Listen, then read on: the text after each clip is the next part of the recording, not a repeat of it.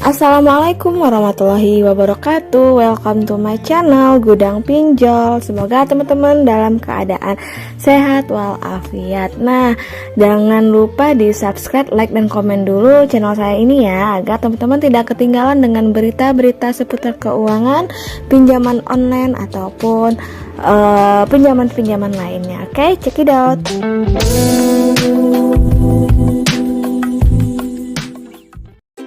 Nah guys, kali ini saya akan memberikan sedikit pencerahan ataupun edukasi mengenai pinjaman online ini. Nah, yang saya sampaikan ini juga tidak lepas dari peraturan-peraturan yang saya baca melalui Kementerian Keuangan. Nah, di sini saya akan merincikan secara ringkas edukasi tentang pinjaman online. Kenapa sih penting sekali tentang edukasi pinjaman online ini? Karena banyak kasus-kasus di luar sana, teman-teman di luar sana yang benar-benar terjerat dengan pinjaman online ini. Bahkan banyak yang terjerat di pinjaman online ilegal dikarenakan kurang tahunya pengetahuannya tentang pinjaman online. Padahal sebenarnya ya teman-teman, untuk melakukan pinjaman online ini, jika kita bijak dalam menggunakan keuangan, uang pinjaman online ini bisa kita gunakan untuk modal usaha ataupun untuk uang lainnya, sehingga teman-teman bisa membayar dari keuntungan-keuntungan yang penjualan teman-teman yang sudah teman-teman jadikan modal tadi, sehingga teman-teman tidak terjerat dengan yang namanya pinjaman online ataupun gagal bayar dalam pinjaman online tersebut. Ayo kita langsung aja ya, supaya pinjaman online teman-teman ini tidak menjadi petaka bagi teman-teman. Nah, apa saja sih yang harus teman-teman perhatikan sebelum melakukan pinjaman online? Nah, berikut saran yang saya kutip juga dari berbagai sumber ya, terutama dari Kementerian Keuangan. Nah, yang pertama adalah teman-teman harus tentukan dulu nih tujuan keuangan teman-teman untuk apa. Pastikan teman-teman mengetahui tujuan meminjam melalui pinjaman online ini untuk usaha apa, apakah untuk konsumtif atau untuk produktif, baik untuk modal usaha atau sekedar menggunakan fasilitas cicilan guna membeli barang-barang yang teman-teman inginkan, ataupun untuk biaya kuliah anak atau biaya berobat atau biaya lainnya. Nah, tentukan dulu tujuan keuangan teman-teman dalam meminjam pinjaman online ini ya, agar teman-teman tidak salah langkah dan tidak menggunakan keuangan pinjaman online ini untuk hal-hal yang tidak penting. Nah, kenapa sih sangat penting banget menentukan tujuan keuangan ini? Karena ya banyak orang-orang di luar sana yang salah kaprah dengan menggunakan pinjaman online ini. Nah, contohnya biasanya untuk menutupi biaya hutang sebelumnya atau untuk biaya membeli barang-barang yang tidak sesuai dengan kebutuhan kita. Sehingga jika ini terjadi, pengguna pinjaman online akan terpuruk di dalam kondisi utang yang lebih dalam, artinya membiarkan bunga berbunga menumpuk dan menyulitkan kondisi keuangan teman-teman. Oleh sebab itulah kenapa sering terjadi dengan yang namanya gagal bayar dan gali lubang tutup lubang, karena tujuan pertamanya adalah untuk membayar hutang, bukan untuk modal usaha ataupun untuk kegiatan lainnya yang memang produktif dan bisa membayar cicilan hutang pinjaman online teman-teman ya. Jadi pastikan dulu tujuan utamanya apa dalam meminjam uang di pinjaman online ini.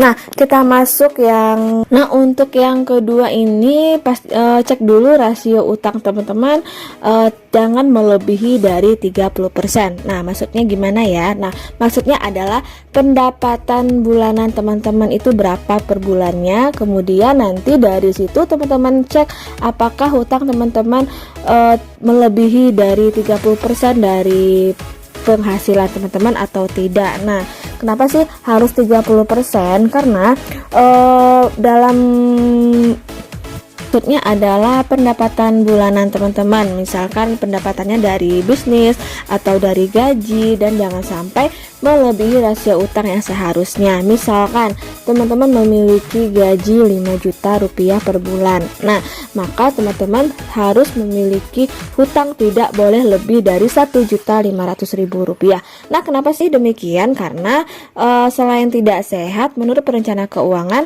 pastinya teman-teman tidak mau kan pendapatan bulanan teman-teman dilewatkan begitu saja hanya untuk membayar utang karena kesalahan teman-teman sendiri dalam mengalokasikan pos-pos keuangan. Karena memang ya, untuk hutang itu memang asik di awal tapi sengsara di akhir, karena kita tidak bisa membayar ataupun kita sudah berhutang melebihi dari kapasitas pendapatan kita per bulan, sehingga terjadilah tutup lubang dan gali lubang. Makanya teman-teman perhatikan terlebih dahulu jika ingin melakukan pinjaman online, pastikan meminjam tidak lebih dari 30% dari gaji teman-teman ataupun pemasukan teman-teman. Nah, yang ketiga apalagi sih? Nah, yang ketiga ini yang paling penting juga, pastikan pinjaman online yang teman-teman ikuti itu terdaftar dan diawasi oleh OJK.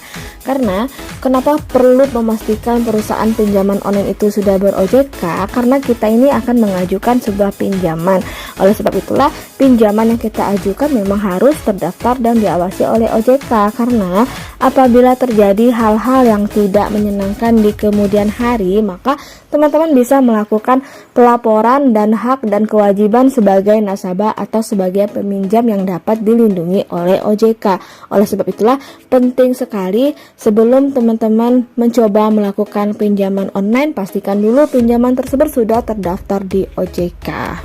Nah teman-teman ya, tentunya teman-teman harus berhati-hati dan jangan pernah tergiur dengan tawaran pinjaman online yang tidak jelas asal usulnya.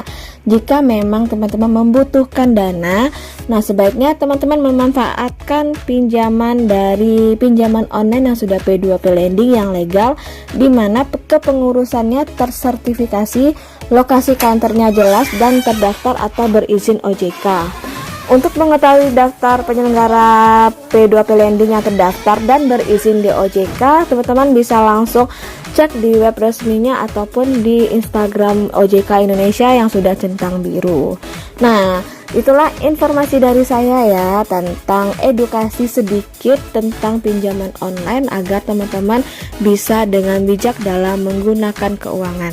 Nah, menurut pendapat saya nih ya, sepanjang teman-teman tetap bijak dan berpikir rasional sesuai dengan kebutuhan, jangan alergi dan takut dengan fintech ataupun pinjaman online, dan jangan juga abaikan memenuhi kewajiban pembayaran sesuai waktu yang telah ditetapkan, supaya teman-teman tidak terhindar dari yang namanya gagal bayar ataupun stres akibat sapaan hangat ataupun sapaan manis dari sang debt collector, dan tentunya dengan modal yang terus berputar, ekonomi juga akan terus bergulir. Nah, sebenarnya sih ya, teman-teman juga bisa memanfaatkan modal dari pinjaman online tersebut sebagai salah satu sarana penggerak ekonomi yang produktif. Nah, kalau bukan kita sendiri atau teman-teman yang turut membantu pemerintah untuk turut serta menggerakkan perekonomian masyarakat di masa sulit ini, nah siapa lagi coba? Nah, jadinya pinjaman online ini jadikanlah pinjaman yang memang produktif bagi teman-teman dan bisa membantu